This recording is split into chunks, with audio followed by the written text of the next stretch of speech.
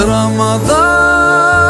السلام علیکم پیارے بچوں، آج ہمارے ساتھ ہے مولانا محمد سہیب فاروق صاحب. تو آج میں ان سے پوچھتی ہوں کہ ننھے بچے رمضان کیسے گزار سکتے ہیں. بہت شکریہ عائشہ صدیقہ، آپ نے بہت پیارا سوال کیا کہ بچے رمضان کیسے گزاریں. تو بچے اللہ تبارک و تعالی کو بہت زیادہ محبوب ہیں. ہمارے پیارے نبی حضرت محمد صلی اللہ علیہ وسلم بھی بچوں سے بہت پیار کرتے تھے، اور ہر اچھا انسان وہ بچوں سے پیار کرتا ہے. اور جس طرح ہر والدین کی یہ کوشش ہوتی ہے کہ وہ اپنے بچوں کو اچھی سے اچھی چیزیں لے کے دیں اور ان کی جو خواہشات ہیں، اچھی خواہشات ہیں، وہ پوری کریں، اس کے لیے وہ جتنی مشقت اٹھاتے ہیں.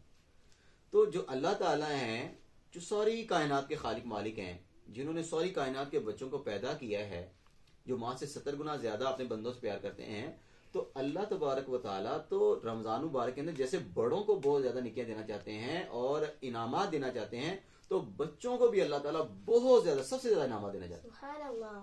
ہاں، تو چھوٹے بچوں کو اللہ تعالیٰ نے کیا فرمایا؟ بھائی چھوٹے بچوں روزے تو نہیں رکھ سکتے جو زیادہ چھوٹے ہیں، ٹھیک ہے. تو وہ کیا کریں گے؟ اللہ تعالیٰ فرماتے ہیں کہ دیکھو پیارے بچوں، رمضان مبارک کے اندر آپ کے ماما اور پاپا ماما صبح سحری میں اٹھتے ہیں تو اور افطاری کے لیے پھر کتنی محنت کرتے ہیں، تیاریاں کرتی ہیں، اور عام دنوں کے اندر چیزیں بھی زیادہ بناتی ہیں. اب دیکھیں بچوں کو کتنا انعام ملتا ہے رمضان کے اندر، مزے مزے کے پکوڑے، تو سموسے، اور جناب اس کے علاوہ فروٹ چاٹ ہوتی ہے اور دہی بلے اور پتہ نہیں کیا کچھ چھوٹے بچوں تو بچوں کے لیے بڑا زبردست. دیکھیں کتنی خوشی کا نظام.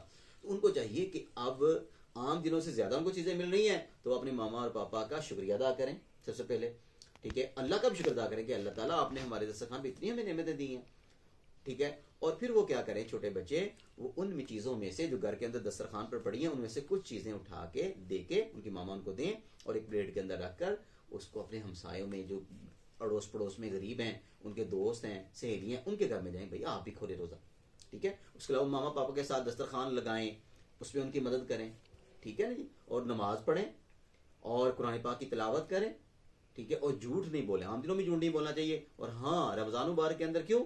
اس لیے کہ عام دنوں کے اندر اللہ تعالیٰ اگر ایک نیک کام کرنے پر اس کو 10 گنا اجر دیتے ہیں تو رمضان میں تو 70 گنا سے بھی زیادہ دیتے ہیں. سبحان اللہ. ہاں، اس لیے چھوٹے بچوں کو رمضان کے اندر خوب جو ہے وہ اچھے عمل کرنے چاہیے، اور یوں اللہ تعالیٰ ان کو بڑوں سے زیادہ نیکیاں عطا فرمائیں گے اور بڑوں سے زیادہ ان پہ رحمتیں برکتیں کریں گے. بہت شکریہ مولانا صاحب. بہت شکریہ آپ کا. اور پیارے بچوں، آپ بھی مولانا صاحب کی باتوں پر عمل کریں. شکریہ. جزاک اللہ.